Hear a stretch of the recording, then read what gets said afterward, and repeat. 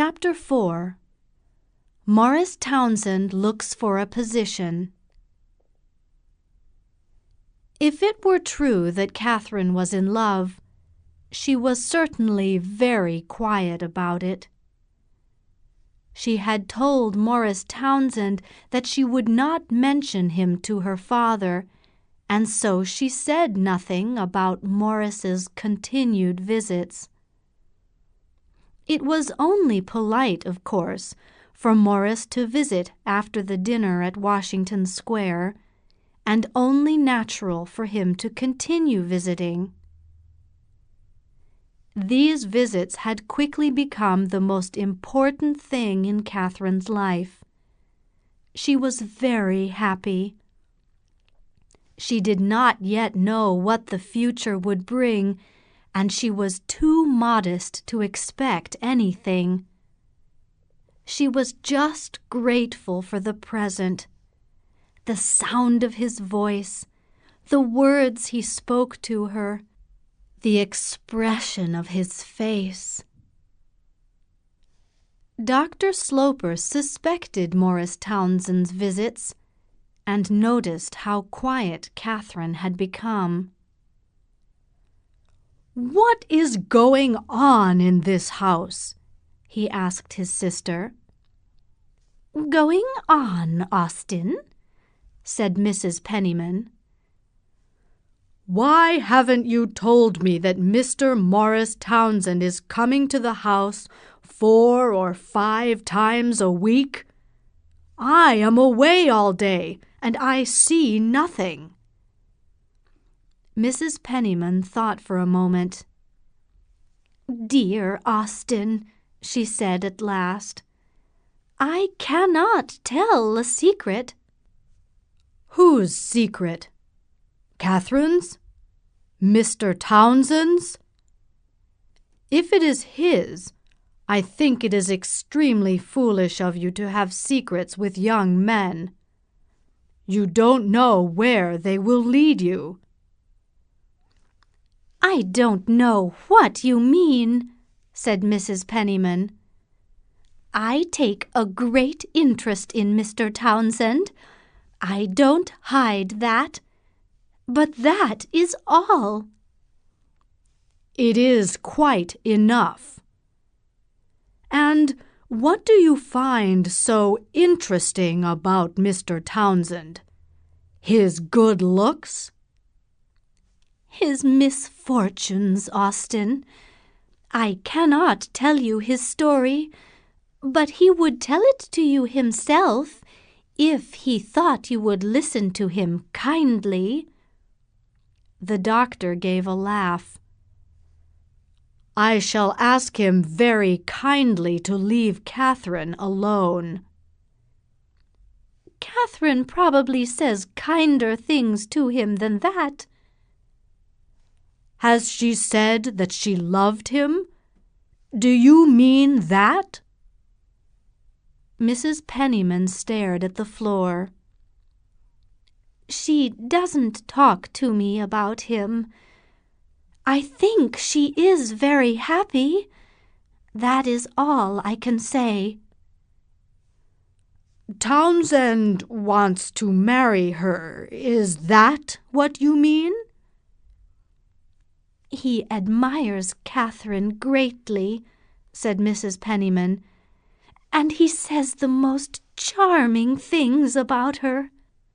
"And these misfortunes that you refuse to tell me about, did they make him poor?" "It is a long story," said Mrs. Penniman, "and all I can say is that he has been wild in the past, but he has paid for it." The doctor smoked his cigar in silence, then said, "I am told he lives with his sister and does nothing for himself." "He is looking very seriously for a position," said Mrs. Penniman. "He hopes every day to find one." "Exactly.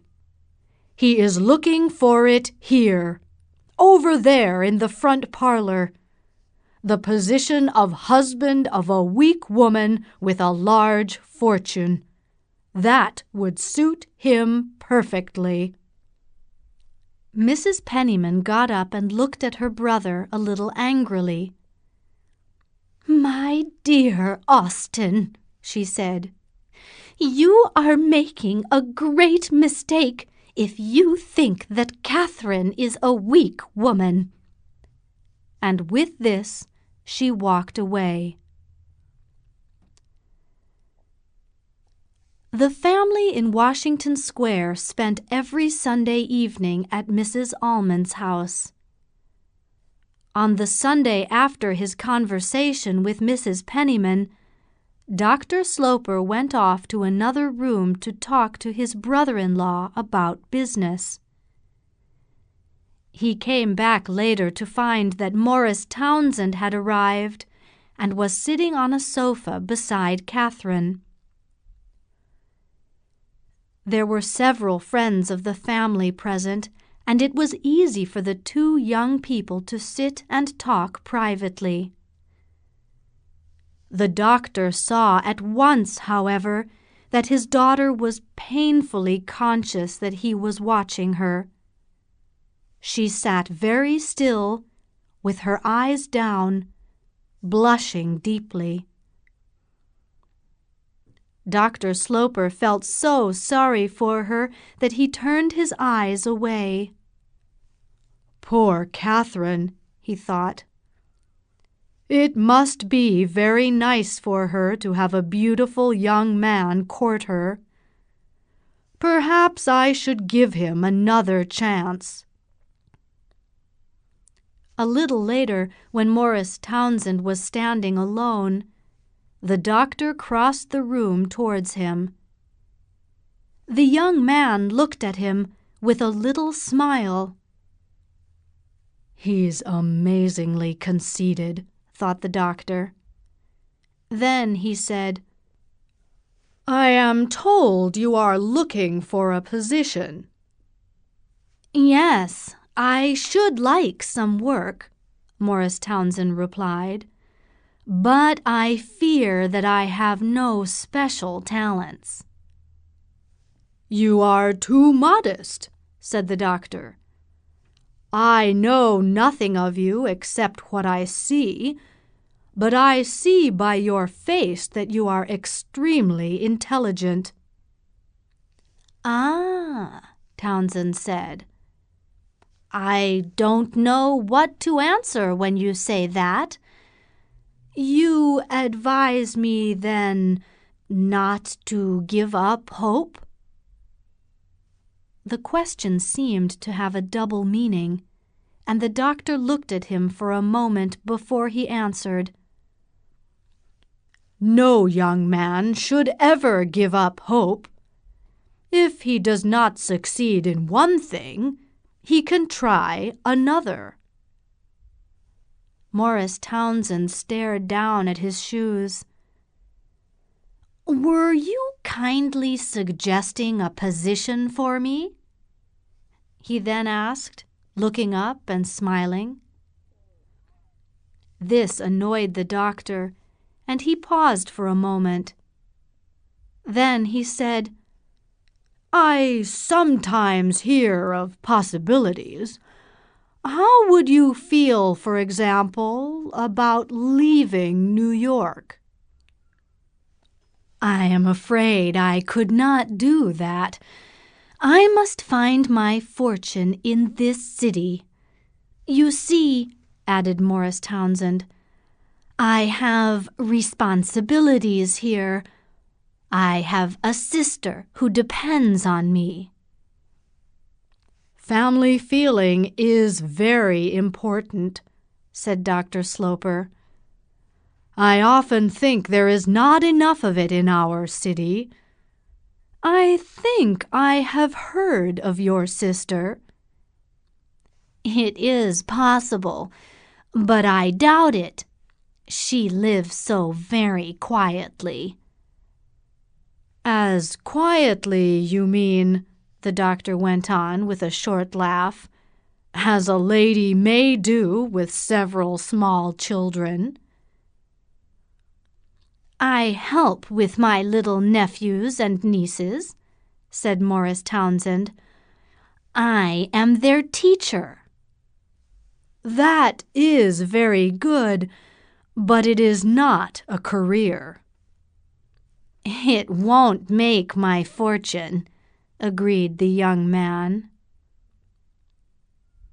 Later in the evening, the doctor spoke to Mrs. Almond. I should like to see his sister, he said, Mrs. Montgomery. Mr. Townsend tells me he teaches her children.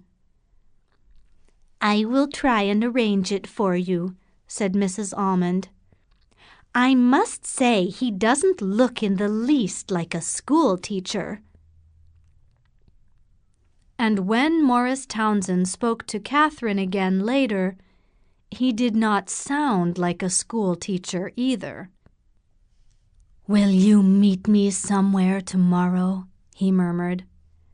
I have something particular to say to you. Very particular. Can't you come to the house? Can't you say it there? Catherine asked, lifting her frightened eyes. Townsend shook his head sadly. I cannot enter your doors again. Your father has insulted me. Insulted you? He dislikes me because I am poor. Oh, you are wrong. You misunderstood him, said Catherine, getting up from her chair. He laughed at me for having no position. I took it quietly, but only because he belongs to you. I don't know what he thinks, said Catherine. I am sure he means to be kind. You must not be too proud. I will be proud only of you, my dearest, said Morris, and Catherine blushed. Will you meet me tomorrow evening in the garden in the square? It is very quiet there. No one will see us. Catherine hesitated. Young ladies did not go out alone in the evenings to meet young men in gardens. I am not very brave, she said. Ah, then, if you are afraid, what shall we do? She hesitated again, then at last said, You must come to the house. I am not afraid of that. I would rather meet in the square, the young man said. You know how empty it is often. No one will see us. I don't care who sees us. But leave me now. He left her. He had got what he wanted.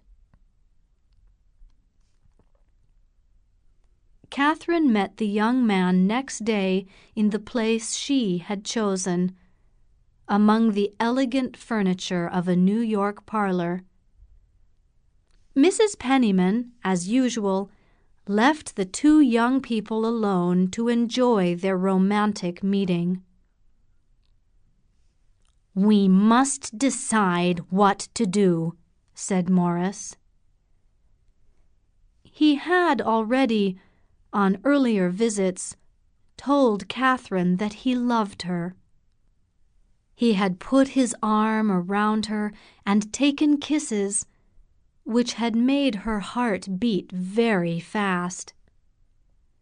She felt deeply, wonderfully happy, but she was also confused and a little frightened. After Morris had kissed her on his last visit, she had begged him to go away, to let her think.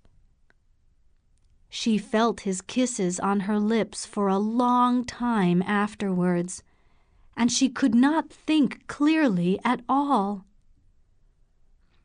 What would she do if, as she feared, her father told her that he did not like Morris Townsend? Today, however, when Morris spoke about deciding something, she felt that it was the truth, and said simply, "We must do our duty. We must speak to my father. I will do it tonight. You must do it tomorrow." "It is very good of you to do it first," Morris answered. "The young man, the happy lover, usually does that." "You must promise to be gentle with my father." "I shall try," Morris promised.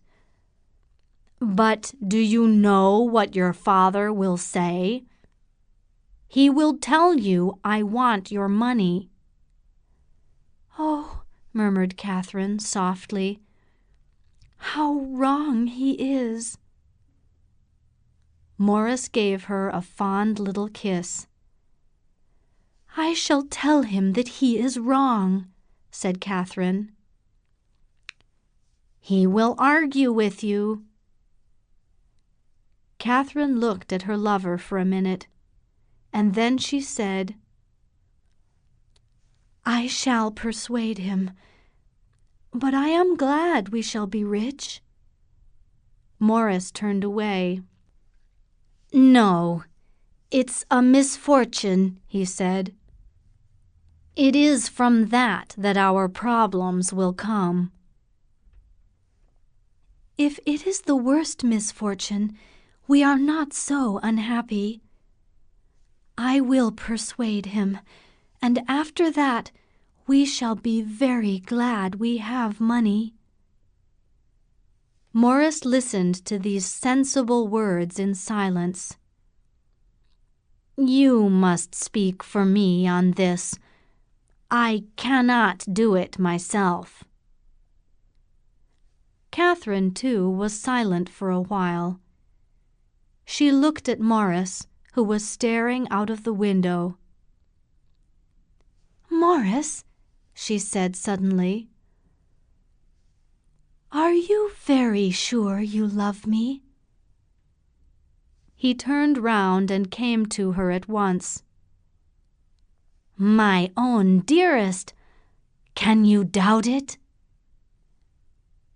"I have only known it 5 days," she said. "But now it seems to me something I could not live without." "You will never need to try." He gave a gentle laugh. Then he added, "There is something you must tell me, too." Catherine had closed her eyes and kept them closed. "You must tell me," Morris went on, "that if your father is against me, you will still be faithful." Catherine opened her eyes and stared at him. She could give no better promise than what he read there.